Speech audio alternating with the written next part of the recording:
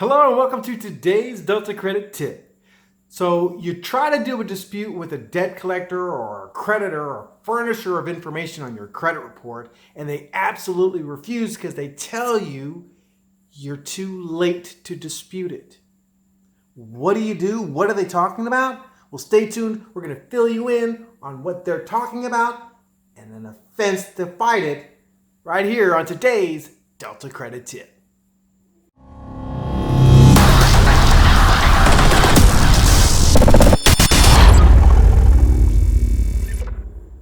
Hello and welcome back to today's Delta Credit Tip. I'm Michael Holmes of Delta Credit Restoration, bringing you yet more information to help you in your credit restoration process. Today we're talking about offensive disputes, more specifically 623, right? The reason why I want to bring this up is because you may sometimes get a defense from a furnisher of information on your credit report telling you the debt's too old to dispute.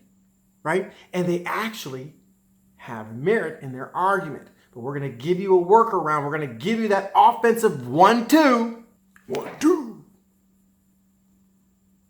That's going to make this easier for you to get through. Okay? Hopefully you'll find this information helpful. If so, give us that thumbs up. Don't forget subscribe and hit the bell so that every Thursday, as we come out with more information to help you in your credit restoration process, you get the information as we produce it. You can use it right away, squash the issue, and move on to the next thing. All right, so let's talk about this too old to dispute crap that these debt collectors try to play against you when you're trying to dispute. And there is merit to that argument. If you look in this whole 609 and 611 stuff that you see traditionally in credit repair videos, yes, there is a caveat in there that says that you are supposed to dispute the information within 30 days of notification. And that's why it's disclosed in all those debt collection letters that you get, because you do have that right. However, don't let them fool you, okay? There's more than one law, right? And just because you don't dispute it within the first 30 days of knowing about it doesn't automatically make you liable for the debt, nor does it negate your right to validate that debt. It's just found in a different subset law, and that's in 623A8. Okay? So what this law does is it gives you the right as a consumer to dispute specifically, not with the bureaus, but with the furnisher of the information on your credit report. And when you talk to a debt collector, they are going to act like they have no clue what you're talking about, and they probably don't.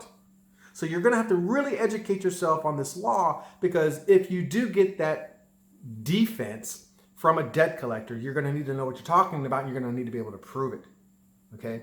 So let's talk about this 623 law. So again, it gives you the right, the ability to dispute directly with the furnisher of the information on your credit report. That could be the debt collector, that could be the original creditor, okay? Now, for you to be able to successfully do this, there are certain things that that dispute must have. And some of this information you can actually find in our previous video on how to structure your disputes, but you have to have certain elements in that dispute to make it a valid dispute. One, you have to be able to, they have to be able to identify the debt, right? So you can't just forget the account number or leave out a social or your name, obviously. They've got to be able to identify the account, and they have to be able to identify you, right? And without those two things, they don't have to do the dispute. Secondly, there has to be a valid dispute reason. Now, you can go in there with the whole "it's not mine" thing, but that's not going to get you very far. You're going to want to do a little bit of digger deeping, and again, watch those other videos to come up with some ideas as to why you would want to dispute something, all right? Now, obviously, if it isn't yours, then that's a great dispute, right? The third thing that has to be included in that dispute is any supporting documentation that the furnisher is reasonably requesting of you. Like, so if you're saying it's fraud, then where's your police report? Right? Where's your affidavit of fraud that you got from the FTC website, right? These sort of things, but they have to be realistic expectations. Now, one thing that I always recommend is that if you're doing your dispute, include everything that you can and put a paragraph in your dispute. Hey, I have supplied you everything that I have regarding this account, because you may not even know the account number because it's not on the credit report, right? So you provide them everything that you can to help identify it and locate it and give you a good specific reason of dispute, and then let them know, hey, this is all that I've got, okay? Now, that's just to get in the door, right? And there are exceptions to the rule that they don't have to, even with this law, address your validation request, right? One of the reasons is that it's frivolous or irrelevant. And typically, to be frivolous or irrelevant, that means that you've done numerous disputes, right, with the same reason. It's not mine, it's not mine, it's not mine, it's not mine. About the fourth time, they're like, we're done, right? So if you keep repeating with the same thing, that is enough reason for them to ignore it. Also, if there's not enough information in the dispute for them to identify you or the account. Which is an absolute crazy law, but if your dispute letter was either produced by, given you in the form of a template by, or you were basically just coached by any kind of credit repair company, they can ignore it. And why would they have laws that would prevent you from seeking help?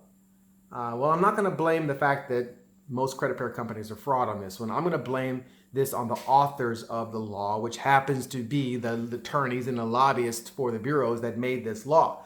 So it's not exactly stacked in your favor, and I think that's why that this specific law is in, this specific caveat is in there, this exception is in there, so that you have to do this on your own.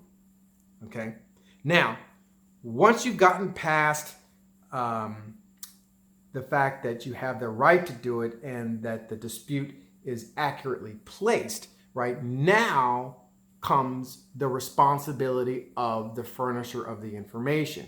And the way the law is written is that they must conduct an investigation once they get your dispute. Okay? There is no, it's over 30 days from now, or we've had it for 30 days, or we've sent you a debt collection letter and you didn't respond. None of that matters. None of that is mentioned in the law. It is not an exception in this law. Also, they have to review all the information, right? And there is a specific caveat in there that says they only have the same time allotted to the credit reporting agencies in 611 of the 30-day timeline. So they must do it in that 30-day timeline, just like the bureaus do. So again, don't let them bully you, right? Don't let them give you the 1-2, you give it back to them. Take the offense and let them know, no, I have every right to dispute this, and you have a responsibility as a furnisher of this information about my credit to investigate, right? Don't go up in there showboating, right? Just know your laws, stand firm, be pleasant, right? Because a hang-up isn't going to get you anywhere. And make sure that you're very articulate in your argument, right? Again, so hopefully this information helps. If so, give us that thumbs up. Don't forget to subscribe and hit the bell. And tune in every Thursday as we bring you more information. And in the meantime, hopefully this information will help you make a choice to make a change